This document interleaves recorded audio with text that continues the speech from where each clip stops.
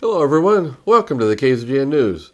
Today we'll bring you news from the Ridgecrest Police Department, new California water restrictions coming, presidential polls, other campaign news, today's gas prices, weather, sports, and much more. From the Rademacher Hills to Bee Mountain and the mighty Sierras, Ridgecrest to Inyokern and China Lake, this is your news for the Indian Wells Valley with the KZGN News crew. Hello, I'm Tom Whitnick. Thanks for joining us for the news affecting Ridgecrest and the Indian Wells Valley. Our lead story is news of an arrest February 18th, 2016. The arrest was for post-release community supervision and possession of stolen firearms. The suspect arrested was Richard Schultz, a 29-year-old white male. The details of the arrest state that last Thursday at about 14:10 hours, Detectives Cushman, Groves, and Tucker conducted a traffic stop and contacted Richard Schultz on South China Lake Boulevard, just south of White Star Mine. Schultz was detained for a no-bail parole hold warrant. Detectives had been surveying Schultz's residence as he was wanted on PRCS, which is a post-release community supervision. Schultz was arrested and taken to the Ridgecrest Police Department. Detectives went back to Schultz's residence at 1440 South Porter to conduct a PRCS search. As a result of the search, detectives located 3 stolen firearms. The firearms were a rifle stolen from a 2012 Ridgecrest case, and the other 2 were a shotgun and semi-auto handgun taken from a county burglary. Schultz was interviewed and eventually taken to the Kern County Sheriff's Substation, where he was booked and incarcerated without bail.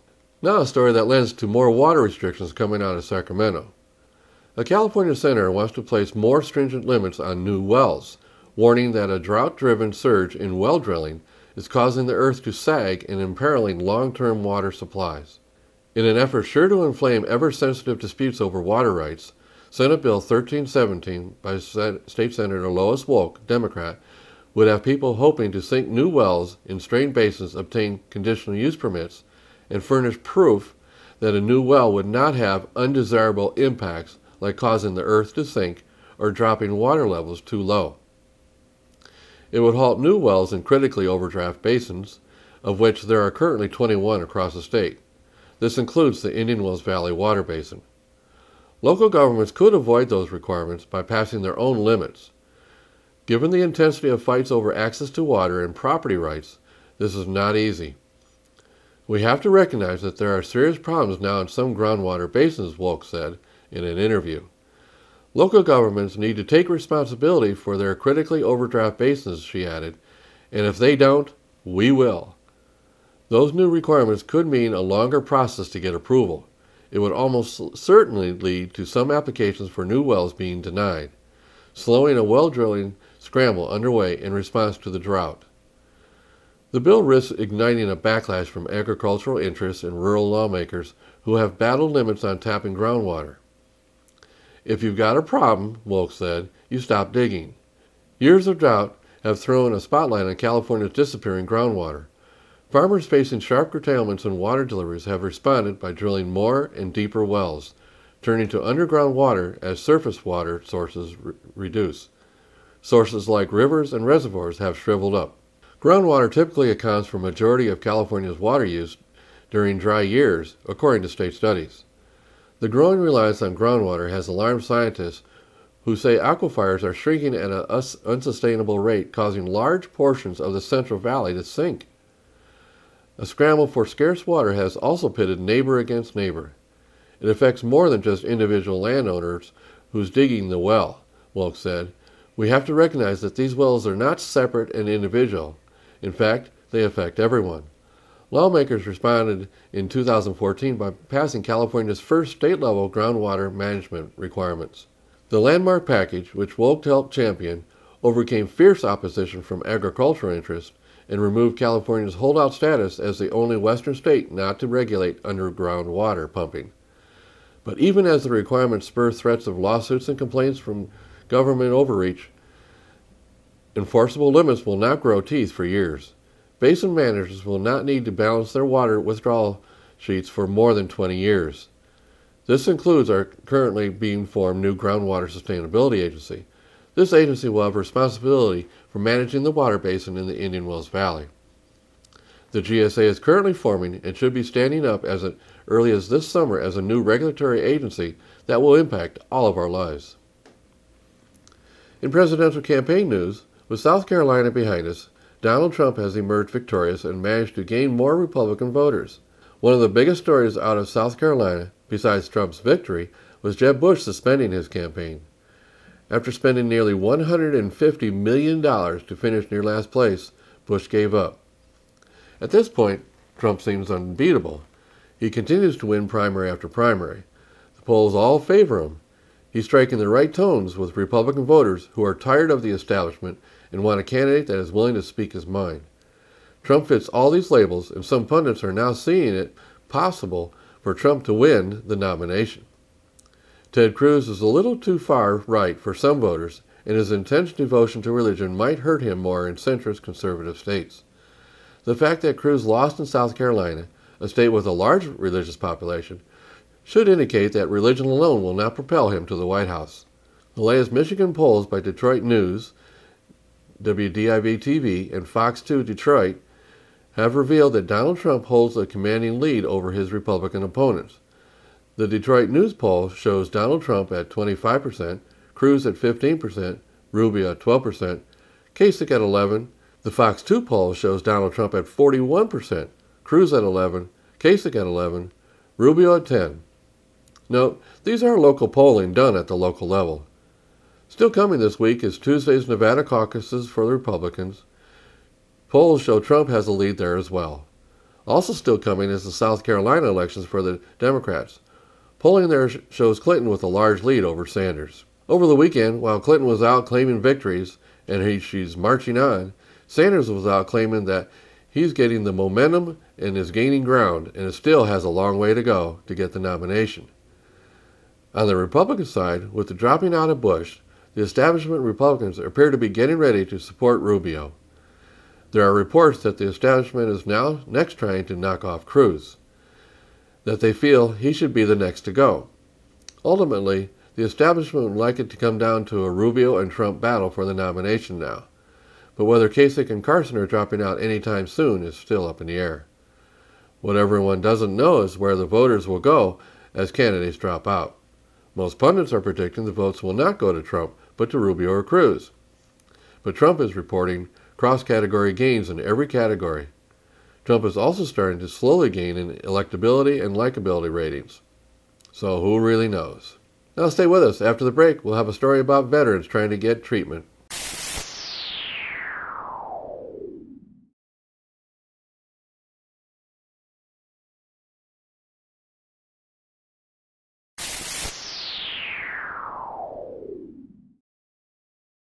Thanks for staying with us. Now, how about this story of a veteran trying to get through on the phone to the VA? This story is amazing. Army veteran Dennis Magnasko spent 2 days trying to get a doctor's appointment at his VA clinic in Bedford, Massachusetts. But he couldn't get through to anyone on the phone. So he and his boss, Representative Seth Moulton, Democrat out of Massachusetts, came up with another idea. Filming. They set up a camera, put the call on speakerphone, and dialed in again. For nearly 5 straight minutes, their video shows Magnasko being swept up in a loop of automated voices telling him to press different numbers, which sent him to another automated voice, which sent him back to the beginning of the original recording. Hello, welcome to the Bedford VA's telephone care system. Please enter your Social Security number by pressing the numbers on your telephone keypad. When you are done, the veteran's initials for that Social Security number are DM. For appointment information, press 1. For prescription. If you need assistance at any time during this call, our office is currently open for transfer. To transfer to an assistant, press 2. Please hold while you are being transferred to a representative. Hello, welcome to the Bedford VA's telephone care system. Please enter your Social Security number by pressing the numbers on your telephone information. Press 1. For prescription.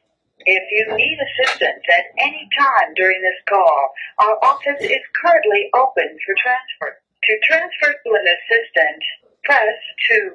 Hello, Please hold. welcome to the Bedford VA's telephone care system.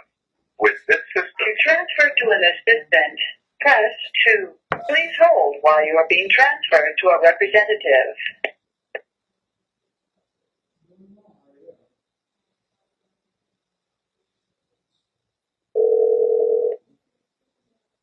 Hello. Welcome to the Bedford VA's telephone care system. Moulton, an Iraq War veteran himself, who introduced several bills aimed at fixing problems at the VA, wanted to put a human face on the widespread problem vets have in accessing care. He posted their video on his Facebook page last week. Within a few days, the VA fixed the phone system at its Bedford facility, and Magnosco was able to make an appointment. Moulton's bill would require the VA to run an 18-month pilot program that lets veterans in certain networks use an app on their phone to schedule or cancel VA appointments themselves. If it sounds simple enough, that's because it is. These apps already exist in the private sector and have been successful. Moulton said it makes more sense for VA to adopt this technology than to do what he discovered the agency was preparing to do. They were planning to spend $623 million developing their own app, said Moulton. This is available today. God knows how long it would take them to spend that kind of money. The VA has fallen short with its technology systems for years. A computer system glitch has been denying health care to tens of thousands of combat vets who are entitled to free health care. The Huffington Post reports a leaked document to them in July revealed that nearly one-third of 840,000 veterans with pending applications for health care had already died. More recently, a February report by the VA's Office Inspector General found that a VA suicide hotline sent callers to voicemail and did not return some calls. Moulton's legislation may be one of the few bipartisan bills that moves this year in an otherwise gridlocked Congress. Representative Kathy McMorris Rogers, Republican out of Washington, who is a member of GOP leadership, is an original co-sponsor of the legislation. The bill is on track for a hearing in the House Oversight and Government Reform Subcommittee soon. Moulton and Magnosco both emphasize that despite problems they faced in getting VA appointments, once they're in, the care is excellent. To that point, Moulton says he still gets his health care at VA, even as a member of Congress. Well, the latest presidential campaign polls are showing Trump and Clinton with their leads in their parties. The current Massachusetts polls show Trump at 50, Rubio at 16, Kasich at 13, Cruz at 10, and Carson at 2. On the Democratic side, the polls show a dead heat between Clinton and Sanders. The polls show Clinton and Sanders both with 46. The next debates are coming too. The next Republican debate will be an interesting one for sure.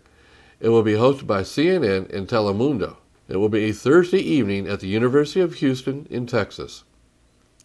Moderators will be Wolf Blitzer, Maria Celeste Arras, Hugh Hewitt, and Dana Bash. I wonder if there will be any questions about the wall and illegal immigration. There are no more Democrat debates until March 6th, which will be after Super Tuesday. I was also watching some pundits over the weekend news stations, and there still seems to be a complaint that no Republican debate moderators and interviewers are asking the tough questions to Trump and the other Republicans. But yet, I didn't hear any of them showing any concern that there were no moderators or interviewers asking Clinton questions about her FBI email problems and Benghazi lies. Heck, the last time I saw her asked about the FBI investigation, she answered by saying she didn't know of any FBI investigation. And the questioner just let it go. Seems the goal for many in the media is to rip apart Republicans, but offer cover for their favorite Democrat. Well, last weekend it was carnival time again in Ridgecrest. Police and citizens together, PACT, once again presented the Spring Carnival. It ran from last Thursday to Sunday. This was a fundraiser for PACT. The carnival was behind Leroy Jackson Park, across from La Mirage housing area, and by the city skate park. PACT gets 20% of the proceeds of the event. PACT raised much-needed funds for their programs. As a reminder, along with PACT supporting the police department, they are the sole organization that does graffiti removal in the city. The city provides no funds to PACT for any of the work performed. PACT pays for the whole program through donations and fundraising. Well, the carnival was well attended. I worked one shift Saturday evening and saw a lot of families out there having a lot of fun and a great time. Except for Thursday night, the weather was great. There was no wind and mild temperatures. PACT is the main organization that supports the Ridgecrest Police Department. If you would like to volunteer through PACT or would like more information about PACT, call the Ridgecrest Police Department at 760-499-5100 and ask for the PACT coordinator. There are jobs for any age or physical condition. Now, in KZGN's continuous effort to provide news and information you've asked for, here are today's gas prices for Ridgecrest and some surrounding areas. Well, since my last report on Friday, gas prices everywhere are still dropping. Local prices have dropped another 5 cents per gallon. Ridgecrest still has the lowest prices in all the areas we are monitoring. As of this morning, Ridgecrest is ranging from $2.15 to $2.59. Lancaster from $2.32 to $2.59. The LA Valley area, $2.15 to $2.29. In the Bishop area, $2.63 to $2.99. We have one station at the $2.05 figure and 4 stations at the $2.09 per gallon figure. Tune in Mondays, Wednesdays, and Fridays for updates. We at KZGN always suggest you shop locally to support our local economy. Remember, when you pay sales tax out of town, you're helping those cities pave their streets instead of here. Now stay with us for weather and sports when we come back.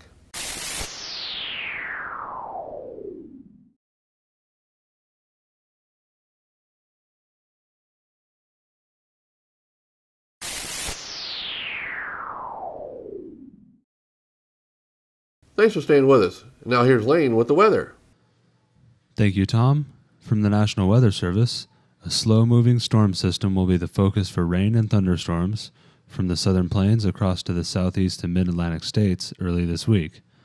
Locally, heavy rainfall could lead to isolated flash flooding, especially in the mid-Mississippi River Valley on Tuesday. Isolated severe thunderstorms will be possible Tuesday near the Gulf Coast, associated with the same storm system. Temperatures across the nation: Carolinas at 52, Georgia at 63, Arkansas at 54, northern Texas at 53, Arizona at 72, and Los Angeles at 68. And for us locally, tonight, mostly clear with a low around 38, south wind 5 to 10 miles per hour. Tuesday, sunny with a high near 67, south wind 5 miles per hour. Tuesday night, mostly clear with a low around 38, east wind 5 miles per hour. Wednesday night, sunny with a high near 69, southwest wind 5 miles per hour. Wednesday night, mostly clear with a low around 38, east wind 5 miles per hour. Thursday, sunny with a high near 74, north-northwest wind 5 miles per hour. Thursday night, mostly clear with a low around 41, northwest wind 5 miles per hour. And Friday, sunny with a high near 76, northwest wind 5 miles per hour. And that is your forecast for the IWV. Now back to Tom. Thanks, Lane. And now here's Tom Heck with sports. A very pleasant Monday evening to everyone. Let's start with Burroughs High School basketball. Girls team played a great game down in Pasadena. They lose to a higher-ranked South Pasadena by only 2 points, 46-44. That completes a very good year for Coach Laura Larson in her 3rd year as the head coach of Burroughs High School. All right, the Trona boys had a great season, too. Their season ended Friday night up in Lone Pine against a much taller Lone Pine team. Trona won the regular season high-low league. In fact, they went undefeated. The team only lost 2 regular season games, a very good year for the Tornadoes. Let's talk about baseball, junior college baseball. Saracoso, after winning a doubleheader last week against Imperial Valley, they were off this week. They will take on a very good Antelope Valley College team Tuesday. That game will be in Ridgecrest on Thursday. They'll head over to Lancaster and play ABC. That game will be on local radio, 12:40 a.m. All right, over the weekend, Monroe and Murray had their traditional year-ending games. The Monroe boys won both the 7th and 8th grade games. The Monroe girls won the 7th grade game, and the Murray girls won the 8th grade game. NBA on Sunday, New Orleans and Cleveland get wins. Cleveland now has 40 wins on the year. They're playing very well right now. On Saturday, Golden State knocked off the Clippers 115-112. The Clippers now 36-19. Golden State lost their 5th game of the year. Yes, only their 5th game of the year to Portland on Friday night, their first game back after the All-Star break. They lost that one by 32 points, their worst loss of the season. Let's talk a little bit about college basketball. Some of the top 20 from the weekend. Maryland beats Michigan. Maryland number 6. Number 16, Oregon beats Oregon State. 21 SMU, who is not eligible for the postseason, beats East Carolina. Number 22 Indiana beats 17 Purdue. 13 Iowa State beats TCU. 14 Kentucky loses after a big lead. They lose to Texas A&M. And number 2 Kansas all over Kansas State. UCLA has a good weekend. They beat Colorado 77-53, and really the game not even that close. Colorado also lost to USC on Thursday night. Now, UC Santa Barbara beats UC Davis in the Big West, along with Hawaii beating UC Irvine. San Diego State all over San Jose State, and BYU beats the University of San Diego. Are you listening to this? 91-33. 91-33, a Division I men's game. Ouch. And let's talk about the Kings. They win again, 3 games in a row. They beat the Predators in overtime. 2-1. That's your sports for this Monday early evening. I'm Tom Heck for KZGN. So that's the news for today. All of the KZGN-TV know you have a choice in what you watch for your news. We all thank you for choosing KZGN-TV, Ridgecrest's only locally owned community TV station. Now stay tuned for Ridgecrest Talk coming up next.